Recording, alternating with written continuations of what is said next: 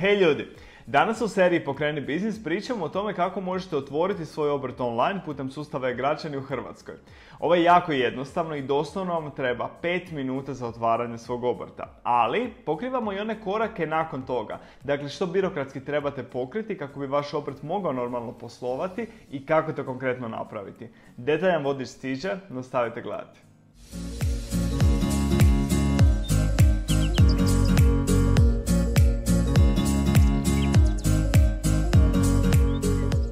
Prvi korak koji trebate napraviti, trebate si osigurati da imate pristup sustavu e-građani. Ovaj pristup možete besplatno otvoriti u bilo kojoj od poslovnica FINA-e tako što ćete dobiti vaše korisničko ime i lozinku. Isto tako možete im pristupiti putem korisničkih podataka nekih banki, telekoma ili pošte ako već imate takve podatke. Sve što vam danas pričam u videu možete pronaći u blogu detaljno objašnjeno sa screenshotima, sa detaljnim linkovima i popisima svih lokacija koje su vam za ovo potrebne. Nakon što ste se ulogirali u sustav e-građani, dolazite na osobni korisnički pretinac. U tom osobnom korisničkom pretincu možete pronaći sve dostupne e-usluge. Ovo vam može koristiti i generalno kroz život, znači nevezano za vaše poslovanje, ali također i za neke dodatne stvari za poslovanje koje ćemo kasnije pokriti. Odete u dio pod poslovanje i tamo odaberete e-obrt i unutar e-obrta odaberete osnivanje novog obrta. Ispunite osobne podatke. U ovom dijelu sustava trebate definirati osobne podatke vezane uz obrta. Prvo što je potrebno je naziv obrta, odnosno tvrtka. Puni naziv izgleda ovako. Recimo da ste odlučili vaš obrt nazvati Kreativac. Naziv će izgledati Kreativac, obrt za poslovne usluge recimo, vlasnik, ime i prezime i adresa sjedišta. Kako ne bi svugdje trebali upisivati ovaj puni naziv, postoje i skraćeni naziv koji također trebate upisati koji izgleda Kreativac, vlasnik, ime i prezime. Ispod toga trebate definirati kada će vaš obrt početi sa obavljanjem svoje djelatnosti, tako da taj datum odaberite dan kad vam je stvarno potrebno da obrt počne s radom i bitno naglasiti naravno da ne smijete prije toga obavljati nikakav posao vezan uz svoj obrt. Sada smo došli na korak definiranja djelatnosti, odnosno definiranja onoga s čim ćete se baviti. Na blogu dolje na linku imate popis svih djelatnosti prema nacionalnoj klasifikaciji djelatnosti i preporučio bih vam da ovo unaprijed istražite. Znači da unaprijed vidite konkretno koje djelatnosti postoje. Tu ima nekih sličnih djelatnosti, znači vidite konkretno s čim se možete baviti, s čim se želite baviti. Isto tako bitno je naglasiti da su neke djelatnosti vezane, što bi značilo da ih ne možete obavljati bez konkretne edukacije o tim djelatnostima. Pada mi na pamet, na primjer, fotografiranje.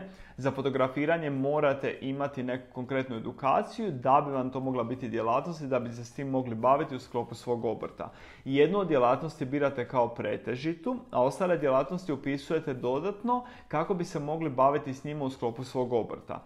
Preporučujem vam isto tako da unutar sustava ne budete neki predugi period. Ne kažem da ovo sve trebate obaviti u par minuta, ali mislim da ipak sustav potencijalno može smatrati da ste prestali s radom ili se odlogirati ako recimo sat vremena pretražujete baze i niste konkretno napravili što treba unutar samog sustava. U idućem koraku trebate priložiti sve dokumente koji su potrebni za otvaranje vašeg obrta kao i dokaz o uplati upravne pristojbe u iznosu od 250 kuna. Ovo možete napraviti putem vašeg online bankarstva ili unaprijed uplatiti u pošti, banci, bilo gdje i skenirati tu potvrdu. Sve podatke koji su vam potrebni za uplatu, odnosno konkretan broj računa, opis plaćanja i tako dalje možete pronaći u samom sustavu, tako da za taj dio ne brinete. Ono što je jako bitno je da priložite sken vaše osobne iskaznice s obje strane. Uz to trebate priložiti i zdravstveno uvjerenje ukoliko je vaš obrt definiran kao obrt u kojem je potrebno tako neko uvjerenje liječnika da biste mogli početi s radom. Osim toga, bilo kakve diplome, svjedodžbe za vezane obrte koje smo već spominjali trebate priložiti. Zatim boravište. Ukoliko se nalazite u mjestu boravišta koje će ujedno biti i sjedište vašeg obrta, znači ne vaše mjesto prebivališta nego boravišta, obavezno trebate priložiti i tu potvrdu o boravištu. Zatim dozvole za rad, ukoliko ste stranci koji otvaraju obrt u Republici Hrvatskoj. I ono što je jako bitno, ako potencijalno nećete obavljati rad vašeg obrta unutar prostora koji će biti njemu središte, trebate dati jednu izjavu u kojoj kažete upravo to. Ovo vam je potrebno zbog toga što neki obrti mogu poslovati tako da na svom sjedištu nemaju apsolutno nikakvo poslovanje, a neki posluju tako da im je sjedište ujedno i lokacija na kojoj obavljaju sav posao za svoj obrt. I zadnji korak prije predavanja ove prijave je da dobro pregledate sve dokumente, da dobro pregledate sve podatke koje ste unijeli i jako je bitno da navedete točan kontakt e-mail i kontakt broj telefona. Ako bilo što ne bude u redu, odnosno bilo kakav podatak bude falio, ljudi će vas kontaktirati kako bi mogli potpuniti vašu prijavu i završiti vašu prijavu. Neki konkretan rok u kojem možete potencijalno očekivati odgovor, prema mojem iskustvu je stvarno nekad onako dan do dva, naravno ovisno o gužvi. Obavijest o tome ćete dobiti u sklopu vašeg osobnog korisničkog pretinca u sustavu e-građani koji također možete definirati tako da vam dođe notifikacija na e-mail kada dobijete nešto unutar sustava. Imaju i svoju mobilnu aplikaciju koju možete instalirati tako da možete stalno gledati taj korisnički pretinac tamo. I to je to, ljudi. Otvorili ste vaš obrt, čestitam. U korisnički pretinac vam je stigla obrtnica, stiglo vam je rješenje, stiglo je pismo obrtniku i sada dolazimo do jednog dijela koji je možda još i najbitniji. Koji su koraci koje trebate poduzeti nakon što ste dobili svoju obrtnicu i nakon što ste otvorili svoj obrt? Prvi korak koji ćete napraviti je otvaranje bankovnog računa. Neke banke omogućavaju da unaprijed online unesete dosta podataka i da pripremite dokumentaciju kako ne bi trebali puno vremena provoditi u banci. U banku obavezno ponesite vašu obrtnicu i vaše rješenje o upisu, kao i osobnu iskaznicu koju ćete naravno tamo koristiti kao dokaz da ste vi ta osoba koja otvara svoj obrt. Što se tiče žiga, odnosno pečata, kada sam ja otvarao obrt bio je potreban, ali prema iskustvima ljudi koji su sada nedavno otvarali, taj žig više nije potreban.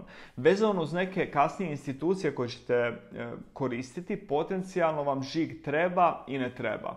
Meni ovo nije najjasnije, moram vam ovako iskreno reći, ali za prvi korak možete probati ići bez žiga, odnosno bez pečata ako ga niste napravili i onda vidjeti stvarno gdje će vam proći, gdje neće i potencijalno ga napraviti ako vas stvarno tražite ga napravite.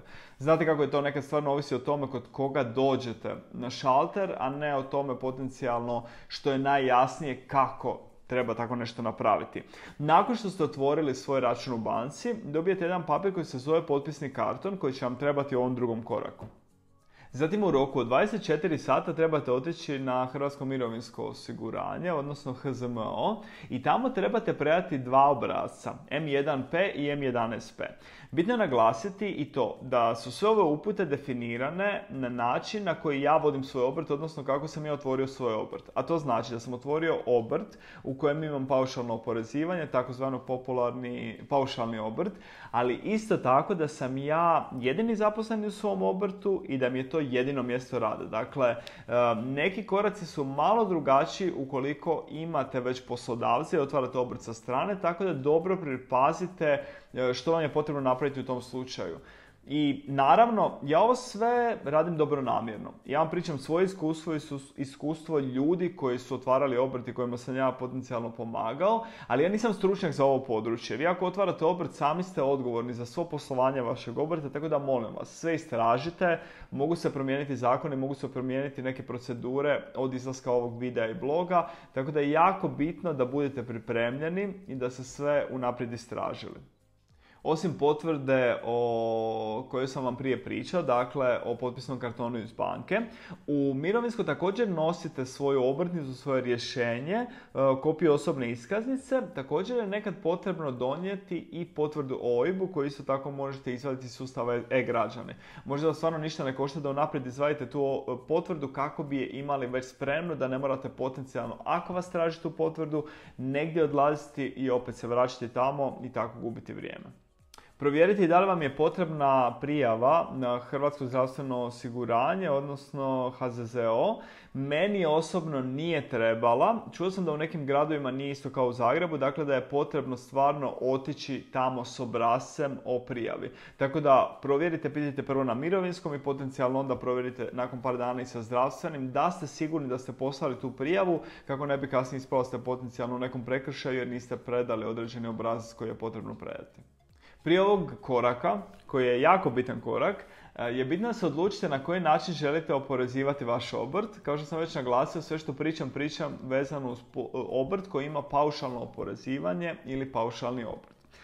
U ovome je jako bitno da imate do 300.000 kuna prihoda godišnje i to može biti jako korisno ako radite neku djelatnost koja je potencijalno onako više možda bazirana na usluge, u kojoj nemate neki veliki promet na računu.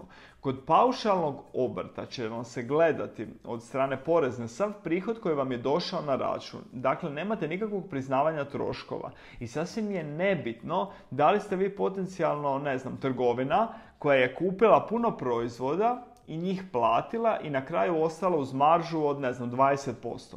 Vama se oporezuje sve ovo, dakle cijeli iznos se oporezuje, tako da dobro proučite i možda vidite da li potencijalno uzeti nekog savjetnika za ovo ukoliko niste sigurni da li konkretno odlučiti se na paušalno oporezivanje ili neki drugi oblik oporezivanja. Kao što sam već možda naglasio, u jednoj godini možete trenutno od paušalnog oporezivanja imati 300.000 kuna prihoda i tu ne ulazite u sustav PDV-a.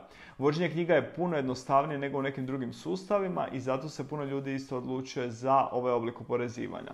Idući video koji će biti je kako voditi stvarno knjige, kako voditi cijelu administraciju obrta, tako da obavezno gledajte i taj video. I ako već niste, subscribe-ite se na moj kanal i podijelite ovaj video nekom kom bi mogao biti koristan. Ja znam kad sam otvarao obrt da sam bio na 100 strana i ovako neki vodič bi mi stvarno bio jako koristan. Tako da mislite na to kome bi mogao potencijalno koristiti i podijelite ga. I došli smo do zadnjeg koraka, koji je dakle predaja RPO obrasca u poreznu upravu. Tamo definirate koje prihode očekujete u godini i definirate također koje ćete oporezivanje, dakle rekli smo paušalno oporezivanje u ovom slučaju. Ovaj obrazac trebate predati u roku od 8 dana od onog datuma koji ste prije naveli kao datum početka poslovanja vašeg obrta. U poreznu također ponesite kopije svih ovih dokumenta o kojima smo prije pričali, dakle obrtnica, rješenje, kopija osobne, kopija onog bankovnog potpisnog kartona kako bi imali sve na jednom mjestu. Bitno je naglasiti da poreznu upravu birate prema vašoj lokaciji sjedišta. Dakle, trebate provjeriti koja je porezna uprava nadležna za sjedište koje je vezano uz vaš obrt. Sve što predajete poreznoj upravi predajete u 2 kopije. Dakle, sve ove obrasce, recimo taj RPO obrazac, napravite 2 kopije. Jednu kopiju predajete njima, jednu kopiju vam oni pečatiraju i daju kao dokaz da ste vi stvarno to predali njima. Nikad ne znate kad se može nešto potencijalno zagubiti, da ne bi ispalo da ste vi u nekom prekršaju. Imate tu kopiju, spremite to doma i kao i sve ove ostale papire, dobro ih čuvajte. Ako potencijalno imate prihod od iznajmljivanja stanova ili neke druge turističke djelatnosti, trebate predati i obrazac RPO1. Ove sve obrazce možete pronaći na stranicama porezne uprave, a ja vam na blogu definiram sve linkove koji su vam potrebni, tako da stvarno proučite taj blog prije odlaska bilo gdje. Iako možda izgleda banalno, nemojte zaboraviti na vaš poštanski sandučić navesti naziv vašeg obrta kako bi mogli dobiti svu potrebnu poštu. Isto tako, vrlo vjerojatno ćete kao puno ljudi u Hrvatskoj i kao ja dobiti neke informacije od određenih registara putem pošte čim otvorite vaš obrt. Niste se dužni upisivati u nikakve registre. Tako da dobro provjerite što vam je stiglo. Imate nekoliko slučajeva online ljudi koji su točno stavili baš slike toga, tako da znate o čemu se radi. To su neki registri koji vam omogućavaju da budete upisani u određene baze. Ako želite, vi se možete u to upisati, ali to vam nikako nije potrebno. Čak je i Hrvatska obrtnička komora pisala o tome i govorila da obrtnike upozorava na tako nešto, ali isto tako da poziva obrtnike da prijave takve slučajeve, zato što stvarno na prvu kada dobijete takav neki dopis, čini vam se potencijalno da se radi o nečemu što je onako službeni dokument, a nije. I ljudi, to bi bilo to. Otvorili ste obrt.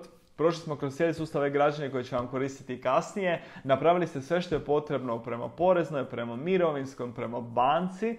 Sve što sada čekate je rješenje porezne uprave o kojem ćemo pričati u idućem videu, će nam trebati za plaćanje doprinosa i za definiranje svih ostalih stavki u vašoj administraciji.